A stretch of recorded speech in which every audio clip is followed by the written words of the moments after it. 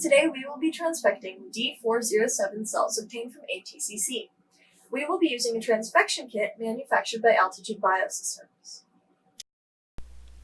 In this tutorial, we use a 24-well plate. Transfections can be scaled up or down based on plate surface area as described in the corresponding transfection protocol, which can be found at altogen.com. Start by seeding 500 microliters of cells in a complete growth medium into the wells. Cell density should be at 50,000 cells per milliliter. Incubate the cells for 12 to 24 hours before transfection at 37 degrees Celsius in a humidified carbon dioxide incubator. When you are ready to transfect, aspirate the growth medium, wash the cells once with PBS, and add 500 microliters of fresh growth medium. To prepare transfection complex, mix 40 microliters of serum-free medium, 5.5 microliters of transfection reagent, and either 750 nanogram of DNA or 30 to 50 nanomolar siRNA or microRNA.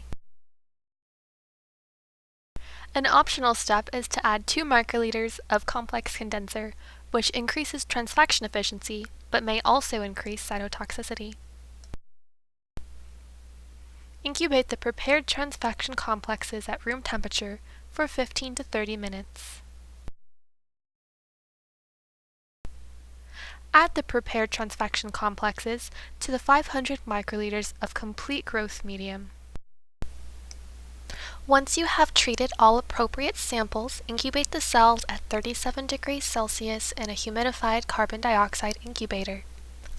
Assay for phenotype or target gene expression 48 to 72 hours post-transfection. Here is a Western blot validation of our transfection reagents. D407 cells were transfected with either GAPDH DNA, which resulted in an overexpression as compared to non-treated cells, or GAPDH siRNA, which resulted in partial silencing. Thanks for watching our tutorial. For more information or products, visit us at altogen.com.